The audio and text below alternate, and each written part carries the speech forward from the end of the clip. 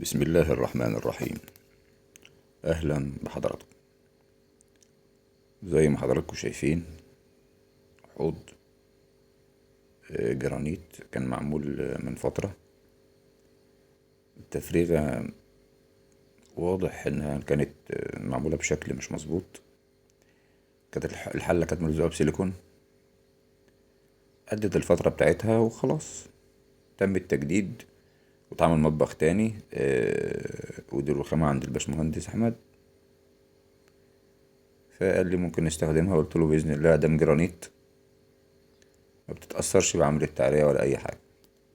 زي ما حضراتكم شايفين أنا يعني حتى جيت ما لحقتش، ما جاش على بالي إن أنا أصور قبل ما كان نضفت فيها شوية. يعني كده كده كانت بقت نضيفة شوية عشان أعرف أشتغل فيها.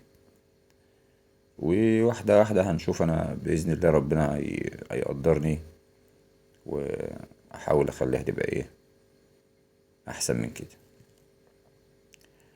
الفكرة كانت إن أنا أحط لها تخانات وأطولها شوية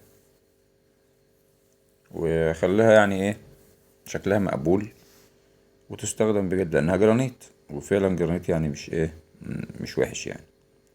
هنا جبت الحلة، وطبعا الحلة كانت على قد المقاس تقريبا، بس التفريغة اللي قبل كده كانت إيه مش مظبوطة. فالصغير نكبره، لكن الكبير مش هينفع نصغره. التفريغ التفريغ اهو، في هنا فرق اهو من قبل ما انا ايه اعمل اي حاجة. ده التفريغ القديم، فده ممكن اقفله بس بكل، لكن انا ايه اللي لسه ما اتعملش اعمله. لكن الفتحات اللي معمولة ديت ما ينفعش نعمل فيها اي حاجة غير بنها نحط فيها بس ايه كله بلون. ان شاء الله ابقى ايه ابقى املاها، لان انا لغايه دلوقتي لسه ملزقتش الحلة يعني.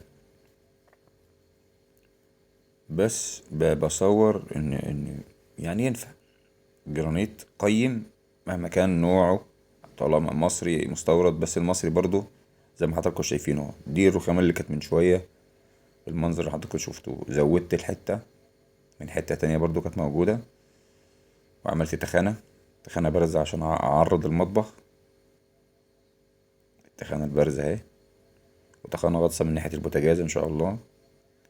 والوزرة كانت موجودة، قطعت وزرة تانية اللي هي في الراس الشمال. والتفريغة يعني واضح إن إيه بقى أفضل شوية. زي ما حضراتكم شايفين كده اللي إيه الفكرة كلها إن الواحد يبقى فاهم هو بيعمل إيه. ده الحوض اللي أنا قلت عليه برضه، هو حلو وكويس، وحتى سعره دلوقتي بقى مقبول للناس كتير، يعني تقريبا عامل 1000 جنيه. التفريغة طبعا بعيد واكرر تاني، لان انا بفضل ربنا ما بعملش تفريغه بالمنظر ده. بس ده اللي كان متاح، ان متفرغه من قبل ما ايه من قبل ما اكون موجود يعني. دي الفتحه وده الحتت اللي انا قلت ايه هبقى قبلها كل. لكن الوش زي ما حضراتكم شايفين اهو ما بيتأثرش، يعني حتى لو كان عليه اسمنت اسود محطوط عليه سيليكون محطوط عليه اي حاجة بيتعدل ويتعمل ويبقى زي الفل. ولسه برضو المطبخ ده لسه هبقى اديله عند الحرف بتاع الرخامة كده، هبقى اديله الشمع السائل بتاعه اللي بيخليه لونه شكله جميل اكتر من كده. وفتحة الخلاط دي طبعا بتتعمل بالبنطة، علشان الخلاط شجرة. هبقى اتكلم بعد كده عن خلاط الشجرة وعن اعتقادي فيه ومن منظوري انا يعني. دمتم في امان الله، والسلام عليكم ورحمة الله وبركاته.